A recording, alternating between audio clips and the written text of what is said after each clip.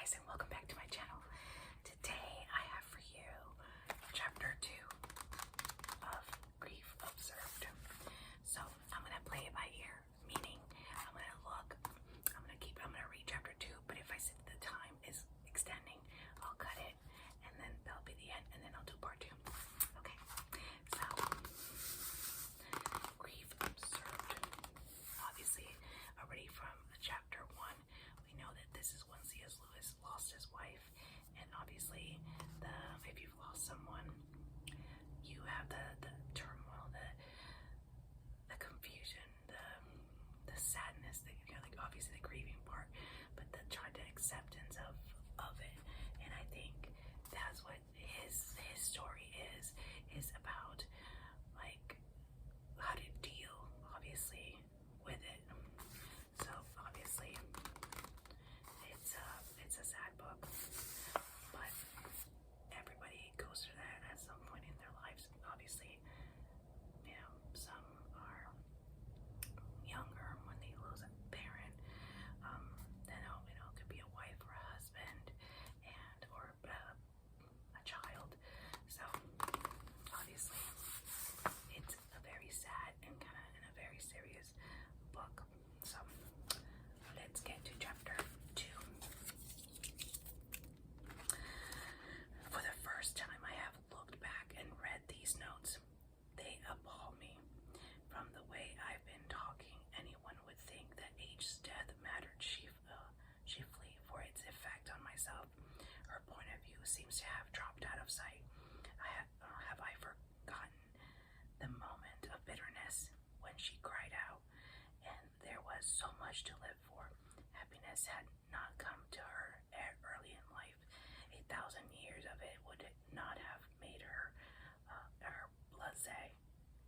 Her palate for all the joys of sense and intellect and spirit was fresh and unspoiled. Nothing would have been wasted on her. She liked more things and liked them more than anyone I have known. A noble hunger, long unsatisfied, met all these last its proper food, and almost instantly the food was snatched away. Fate, or whatever it is, delights to produce a great capacity and then frustrate it. Beethoven went deaf. By our standards, a mean joke, the monkey trick of a pitiful imbecile. I must think more about age and less about myself. Yes, that sounds very well, but there's a snag. I am thinking about her nearly always, thinking of that age facts, real words, looks, laughs, and actions of hers, but it is my own mind that selects and groups them. Already less than a month after her death, I can feel the slow, insidious beginning of a process that will make the age I think of into a more and more imaginary woman, founded on fact, no doubt. I shall put in nothing fictitious, or I hope I shan't, but won't be composition inevitably become more and more my own. The reality is no longer there to check me, to pull me up short, as the real age so often did, so unexpectedly, by being so thoroughly herself and not me. The most precious gift that marriage gave me was this constant impact of something very close and intimate, yet all the time unmistakably other, resistant, in a word, real.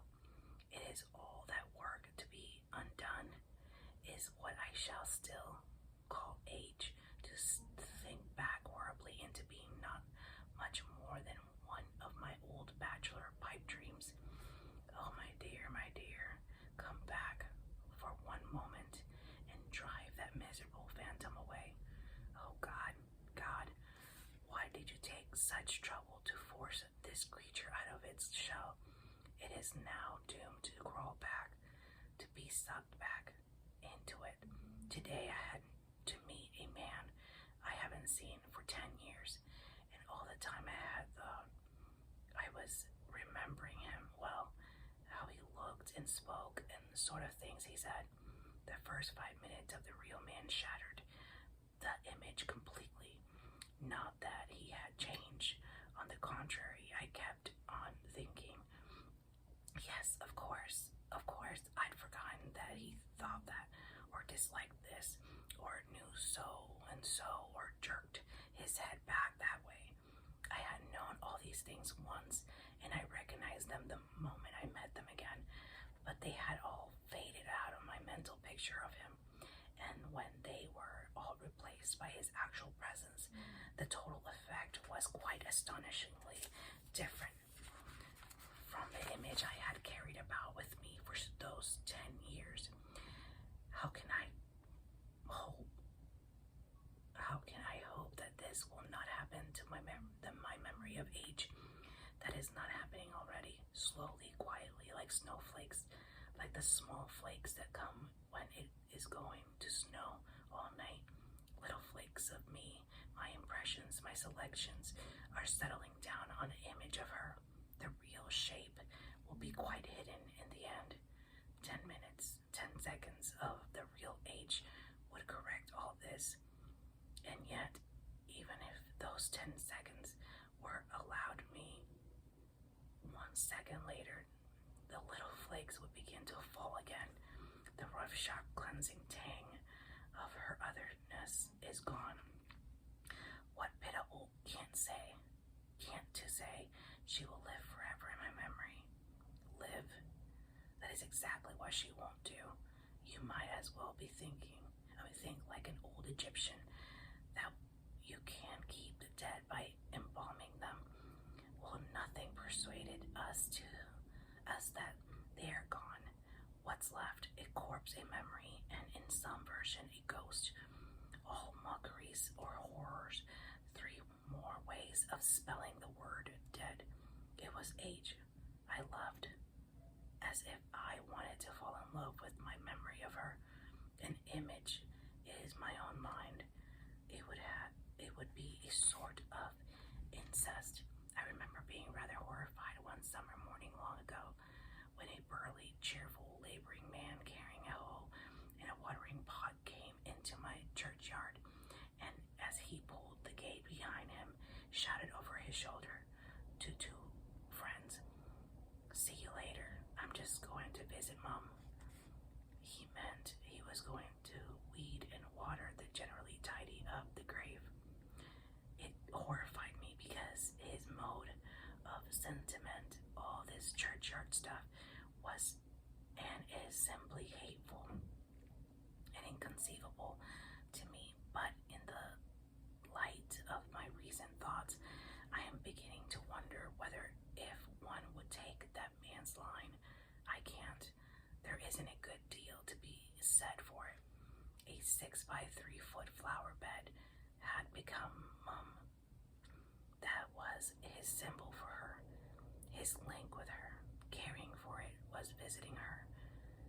May this not be in one way better than preserving and cherishing an image in one's own memory? The grave and the image are equally links with the irrecoverable, and symbols for the unimaginable. But the image has been added disadvantage that it will do whatever you want. It will smile and frown, be tender, gay, ribald, or argumentative, just as your mood demands. It is a puppet of which you hold the string. Not yet, of course, the reality. It's still too fresh, genuine, and wholly involuntary memories can still, thank God, at any moment rush in the tear, the strings out of my hands. But the fatal obedience of the image, its insipid dependence on me, is bound to increase. The flower bed, on the other hand, is an obstinate, resistant, often interactable, a bit of reality, just as Mom in her lifetime doubtless was, as age was, or as age is. Can I honestly say that I believe she now is anything the vast vast majority of people I meet, say at work, would certainly think she is not, though naturally they wouldn't press the point on me. Not just now, anyway. What do I really think? I have always been able to pray for the other dead, and I still do, with some confidence, but when I try to pray for H, I halt. Bewilderment and amazement come over me. I have a ghastly sense of unreality, of speaking into a vacuum about a nonity. The reason for this difference is only too plain. You never know how much you really believe in anyway until the truth or falsehood becomes a matter of life and death to you. It is easy to say you believe a rope to be strong and sound as long as you are merely using it to cord a box. But suppose you had to hang by the rope over the precipice. Wouldn't you then first discover how much you really trusted it? The same with people. For years, I would have said that I had a perfect confidence in BR. Then came the moment when I had to decide whether I would or would not trust him with a really important secret. That threw quite a new light on what I called confidence in him. I discovered that there was no such thing, only a real risk test, the reality of belief. Apparently the faith which enables me to pray for the other dead, has seemed strong only because I have never really cared, not desperately, whether they existed or not. Yet I thought I did. But there are other difficulties. Where is she now? That is, in what place is she at the present time? But if H is not a body, and the body I love is certainly no longer, she is in no place at all. In the present time, it's a date or a point in our time series. It is as if she were on a journey without me. And I said, looking at my watch, I wonder if she had Houston now, but unless she proceeding at 60-second a minute along this same timeline that all we living people travel by, what does now mean if the dead are not in time or not in our sort of time? Is there any clear difference when we speak of them between was and is and will be? Kind people have said to me, she is with God. In one sense, that is most certain. She is, like God, incomprehensible, unimaginable. But I find that this question, however important it may be in itself, is not after all the importance in the relation to grief. Suppose that the earthly lives she and I shared for a few years are the reality, only the basis for, or prelude to, or earthly appearance of two unimaginable, supercosmic, eternal somethings. Those somethings would be pictured as spheres or globes, where the plane of nature cuts through them.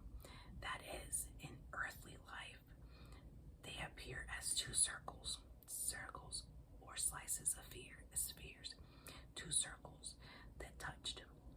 But those two circles, above all the point at which they touched, are the very thing I am mourning for, homesick for, famished for. You tell me, she is gone, on. Oh, she goes on, but my heart and body are crying out, come back, be a circle touching my circle on the plane of nature.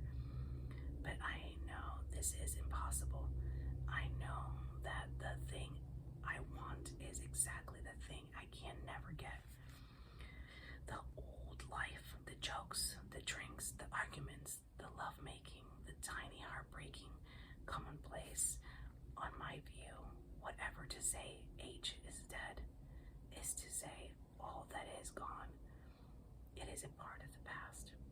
And the past is the past. And that is what time means. And time itself is one more name for death. And heaven itself is a state where the former things have passed away. Talk to me about the truth of religion, and I'll listen gladly. Talk to me about the duty of religion, and I'll listen submissively. But don't come talk to me about the consolation of religion, or I shall suspect that you don't understand. Unless, of course, you can literally believe all that stuff about family reunions on the further shore, pictured in entirely earthly terms. But that is all unscriptural, all about the bad hymns and lithographs. There's not a word of it in the Bible, and it rings false. We know it. Couldn't be like that. Reality never repeats. The exact same thing is never taken away and given back. How well the spiritualists bait their hook. Things on this side are not so different after all. There are cigars in heaven, for that is what we should all like. The happy past restored, and that just that is what I cry out for with mad midnight endearments and entreaties spoken into the empty air. And poor sea quotes to me, do not mourn like those that have no hope. It astonishes me the way we are invited to apply to ourselves words so obviously addressed to our betters. What St. Paul says, can comfort only those who love God better than the dead, and the dead better than themselves. If a mother is mourning not for what she has lost, but for what her dead child has lost, it is a comfort to believe that the child has not lost the end for which it was created.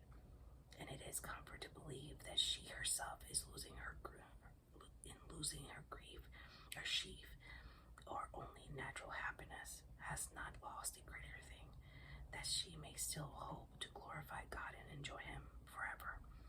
A comfort to God aimed eternal spirit within her, but not to her motherhood. The specifically maternal happiness must be written off, never in any place or in time. She will have her son on her knees and bathe him, or tell him a story, or plan his future, or see her grandchild. They tell me H is happy now. They tell me she is at peace. What makes them so sure of this? I don't mean that I fear the worst of all. Merely her last words were, I am at peace with God. She had not always been, and she never lied, and she wasn't easily deceived, least of all in her own favor. I don't mean that, but why are those so sure that all anguish ends with death?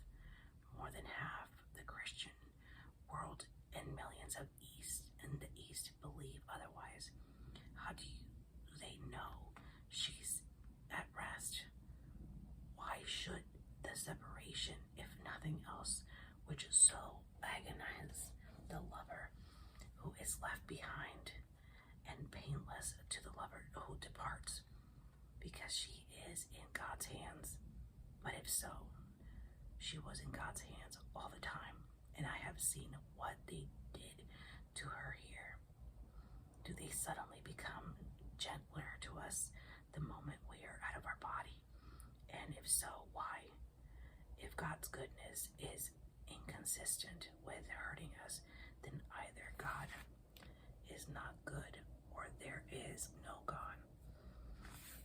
For in the only life we know, He hurts us beyond our worst fears and beyond all we can imagine. It is consistent with hurting us, then He may hurt us after death as endurably as for it. Sometimes it is hard not to say, gotta forgive God, Sometimes it is hard to say so much, but if our faith is true, he didn't. He crucified him. Come what we do gain by invasions, we are under it the harrow and can't escape. Reality look unsteadily unbearable. And how or why did such a reality blossom or fester here there into the terrible phenomenon called consciousness?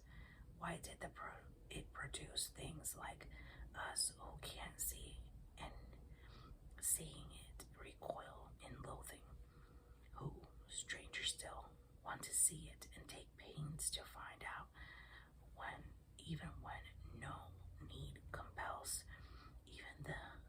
them, and even though the sight of it makes an incurable ulcer in their hearts. People like H herself, who would have truth at any price. If H is not, then she never was. I mistook a cloud of atoms for a person. There aren't and never were any people. Death only reveals the vacuity that was always there. What we call the living, and simply those who have not yet been unmasked, all equally bankrupt, but some not yet declared. But this must be nonsense. Vacuity revealed to whom? Bankruptcy declared to whom? To other boxes of fireworks or clouds of atoms. I will never believe more strictly. I can't believe that one set of physical events could be or make a mistake about another set of other sets. No, my real fear is not materialism. It is where if it were true, we are what we mistake for we could get from under the harrow, and overdose sleeping pills would do it. I am more afraid that we are really rats in a trap, or worse still, rats in a laboratory. Someone said, I believe God always geometrizes. Supposing the truth were God always vivisects. Sooner or later, I must face the question in plain language. What reason have we, except our own desperate wishes, to believe that God is, by any standard we can conceive, good?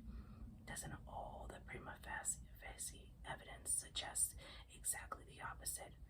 What have we to set against it? We set Christ against it. But if he were mistaken, almost his last words may have perfectly clear meaning. We had found that the being he called Father was horribly infinitely different from what he had supposed. The traps were so long and carefully prepared, and so subtly baited, was at sprung of the cross. The vile practical joke had succeeded.